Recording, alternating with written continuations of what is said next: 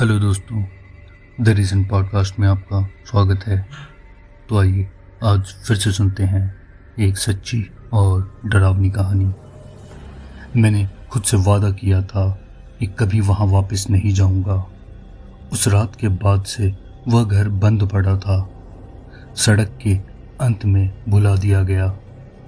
पर समय बीतता गया और उसकी खामोशी दीवारों पर धूल और दरारों में तब्दील हो गई। रियल एस्टेट एजेंट ने बताया कि कोई इसे खरीदना चाहता है, इसलिए मैं वापस आया, बस सामान सही करने और बिक्री के लिए तैयार करने के लिए।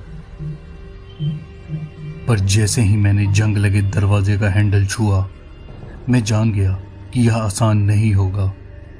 दरवाज़ा आसानी से खुल गया, जैसे वह मेरा इंतजार कर रहा हो। हवा स्थिर थी, पर धूल भरी नहीं, भारी थी। कुछ भारीपन सा महसूस हो रहा था वहां। दीवारों पर लटके चित्र पहले से ज्यादा गहरे लग रहे थे। अंदर की खामोशी सिहरन पैदा कर रही थी। हर कोने में हमारी यादें जकड़ी हुई थी। बरामदे में उसकी हंसी, रविवार की दोपहरिया, झगड़े जो हमेशा समझौते में खत्म होते थे। पर आखिरी लड़ाई, उसके बाद सब बदल गया। मैं चला गया वहां से और वह रोती हुई वहीं रुक गई। मैंने उसे फिर कभी जीवित नहीं देखा। बैठक वैसी ही थी, टेढ़ा सोफा, दबे हुए कुशन, दीवार पर समय के निशान नई छायाओं जैसे लग रहे थे। मैं धीरे से सीढ़ियां चढ़ा ऊपर हमारे बेडरूम तक। मेरे हाथ बिना वजह कांप रहे थे। सीना पर पश्चाताप का बोझ था। गलियारे में हवा ठंडी और ठंडी हो गई, जैसे मैं किसी दूसरे समय में कदम रख रहा हूं। एक बेडरूम के सामने से गुजरते हुए किसी चीज ने मुझे अचानक रोक लिया। नजर के कोने में मैंने एक आकृति को दरवाजे से गुजरते देखा। वहां उसका चेहरा था, तेज, धुंधला और अछूत। मेरा दिल लगभग रुक गया। यह संभव नहीं था, क्योंकि मैं वहां अकेला था, पर मैंने किसी को तो देखा था। वह दृश्य मेरी कल्पना नहीं थी, यह एक चेतावनी थी।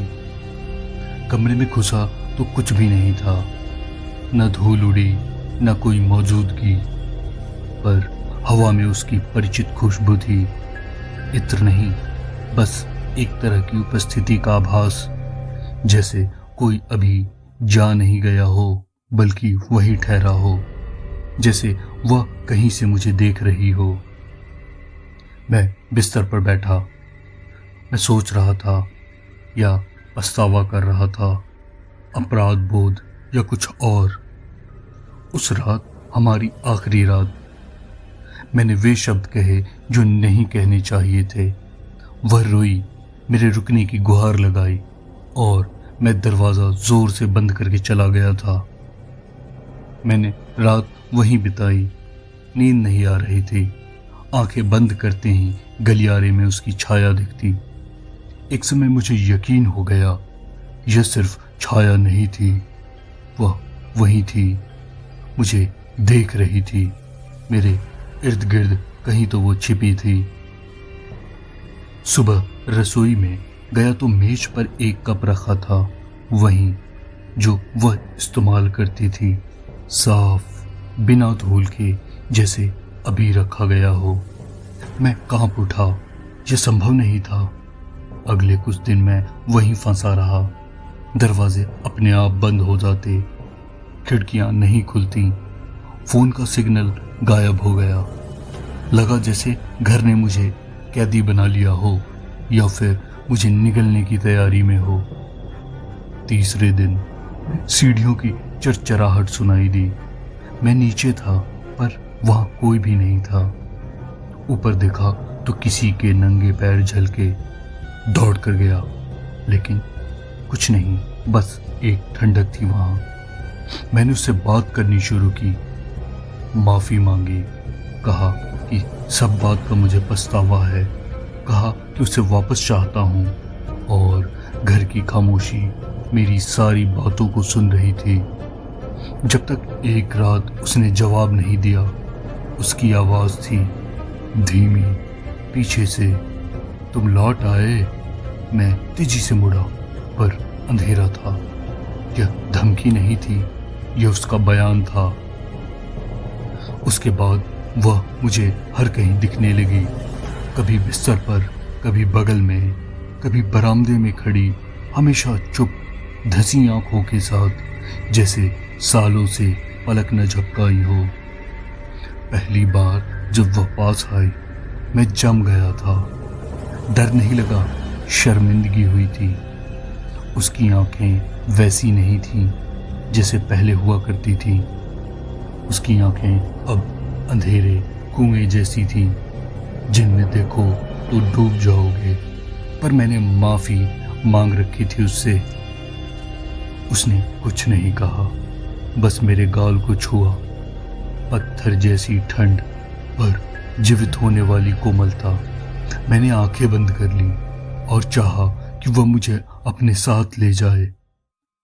अगली सुबह मैं अकेला जागा, पर उसका स्पर्श अभी भी था, हल्का लाल निशान।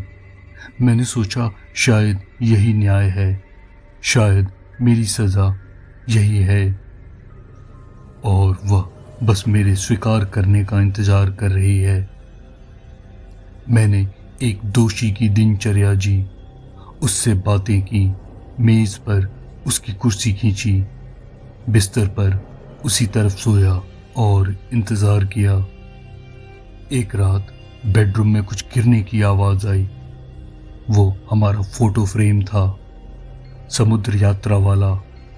शीशा चकनाचूर हो गया, पर उसका चेहरा फोटो से गायब था, जैसे कभी था ही नहीं।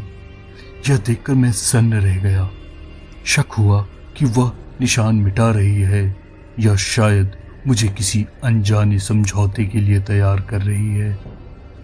7वें दिन उसने फिर बोला, तुम जानते हो मैं क्या चाहती हूँ। आवाज में कोई भाव नहीं था, यह याद दिलाना था, और मैं समझ गया। मैं ऊपर के कमरे में गया। वहां बीम से बंधी पुरानी रस्सी थी। वह नीचे अंधेरे में खड़ी थी। सिर हिलाकर स्वीकृति दी, और मैंने एक पल के लिए सोचा, पर किसी चीज ने रोक दिया। डर नहीं था, जीवित रहने की इच्छा। बस वो एक इच्छा थी। जब मैं हिचका, वह गायब हो गई। अगले दिन सब बदल गया। दीवारें सिकुड़ रही थीं, गलियारा लंबा होता जा रहा था। रसोई का दरवाजा अपने आप चरचराता। घर अंदर से टूट रहा था या अपने नए स्वरूप में ढल रहा था। पश्चाताप की जेल, और मैं एक कैदी था, या मेहमान, या शायद उसके पूरा होने के लिए आखिरी जीवित टुकड़ा। मैंने घर जलाने की कोशिश की, पर लपटें नहीं उठी। बहुत आश्चर्य हुआ। ऐसे कैसे कि मैंने पेट्रोल छिड़क के आग लगाई थी, लेकिन आग बिल्कुल ही नहीं लग रही थी। बस धीमी आग नाचती रही, मेरा मजाक उड़ाती हुई। वह इजाजत देने वाली नहीं थी। तब मैं चीखा। 2 साल का दबाव सब कुछ निकाल दिया। सच कि हाँ, मैंने उसे चाहा था, पर जो वादे नहीं निभा सका वे कभी नहीं करने चाहिए थे। उस रात वह आखिरी बार दिखी। बिस्तर के पायताने खड़ी थी, और पहली बार वह रो रही थी, पर मेरे टोकने पे वो कुछ नहीं बोली। उस रात वह आखिरी बार दिखी। सुबह मुख्य दरवाजा खुला था, उजाला भरा हुआ, जैसे दुनिया सामान्य हो गई हो। मैंने बिना पीछे देखे चलना शुरू कर दिया, पर मुझे पता है वह अभी भी वहीं है। शायद उसकी आत्मा वहां फंस गई है, लेकिन मैं जानता हूं वह मेरा इंतजार कर रही है, या मेरे वादे का पूरे किए जाने का इंतजार। ओके दोस्तों, ये थी आज की कहानी। आपको कैसी लगी कमेंट में बताएं। मिलते हैं अगली कहानी में।